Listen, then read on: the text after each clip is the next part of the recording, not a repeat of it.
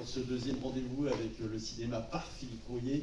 On a vécu un moment exceptionnel il y a un mois et demi, 2 mois, avec Alessandro Jodorowsky. Vous nous faites encore un beau cadeau. Philippe, merci. Je vous souhaite une belle matinée et puis on est avec vous. Merci beaucoup. Merci beaucoup Laurence. Alors, bonjour à tous. Merci d'être là pour cette rencontre avec Rappeneau, Jean-Paul Rappeneau. Vous avez bravé la canicule, l'orage, les élections, la fête des pères. Vous méritez une médaille. Et la médaille, c'est cette rencontre. Hein. L'idée de cette rencontre, c'est d'aller vers des gens qui font le cinéma, qui l'ont fait, qui le font toujours, et de passer du temps avec eux, et de passer du temps autour d'un de leurs films. Et donc, le plaisir, il est double. Il y a le plaisir de la rencontre, mais avant la rencontre avec la personne, il y a la rencontre avec son œuvre, et c'est le plaisir d'être dans cette très très belle salle. Je remercie vraiment Publicis d'avoir inventé ce concept où on se fait plaisir en revoyant un film qu'on aime sur un grand écran. Je veux dire, La Danza da Realitate et Poesia sin fin, c'était des films qu'on ne voyait pas trop, qu'on s'est offert il y a 2 mois. Cyrano est un film beaucoup plus connu, certes, mais c'est pas tous les jours qu'on a l'occasion de le voir sur grand écran. Évidemment, on a cette belle copie restaurée 4K, donc on voit le film dans les meilleures conditions possibles. Une restauration qui a été, je crois, accompagnée par Pierre Lhomme, son chef opérateur, qui n'est plus avec nous aujourd'hui. Et donc, 2 mots de Jean-Paul Rappeneau qui va nous rejoindre à l'issue de la projection. Enfin, il va venir pendant le film, il va voir la fin du film, il veut profiter un peu aussi de voir sur grand écran ce que ça donne. C'est un cinéaste rare, hein, parce que son premier film, c'était en 66, La vie de château, et Cyrano, qui est en 90, donc 24 ans plus tard, c'est seulement son 5e long métrage. C'est-à-dire qu'entre chaque film, il met entre 4 et 8 ans.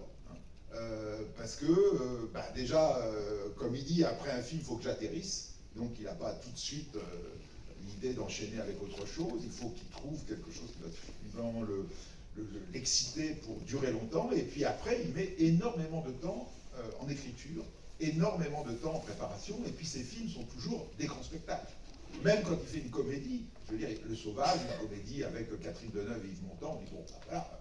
Oui, non, mais voilà, mais on tourne tout à coup sur une île, enfin, je veux dire, tout prend des proportions absolument spectaculaires, parce que c'est ça le cinéma de Rappeneau, c'est un cinéma de spectacle.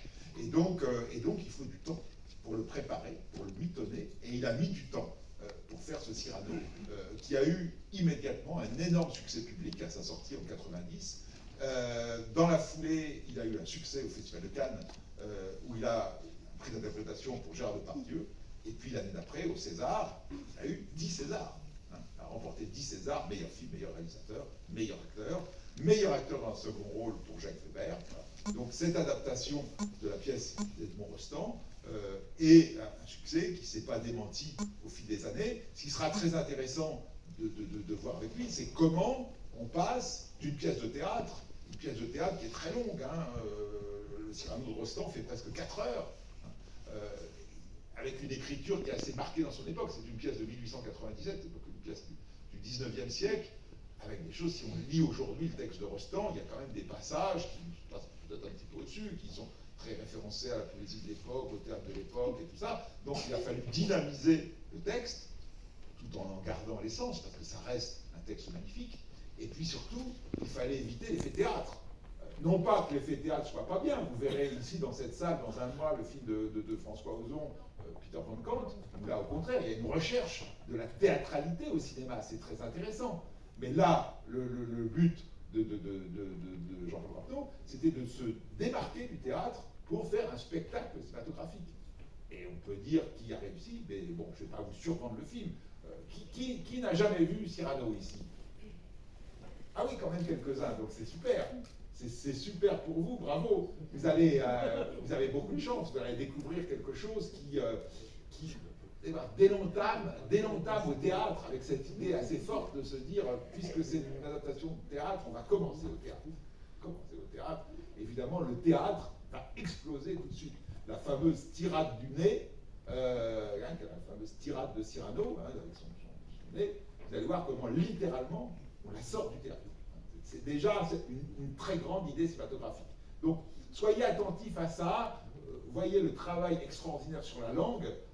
ça, il va nous en reparler, de sa collaboration avec Jean-Claude Carrière sur l'écriture, et puis sur cette manière de traiter cinématographiquement un grand moment de théâtre pour en faire un grand moment de cinéma. Donc je vous souhaite une très très belle projection, et puis je vous donne rendez-vous immédiatement après la projection. Jean-Paul Rapneau sera avec nous, on s'assoira là tranquillement, et puis je m'entretiendrai avec lui pendant 3 bons quarts d'heure sur la création de ce film. Il nous en livrera tous les secrets. Allez, bon film, à tout à l'heure.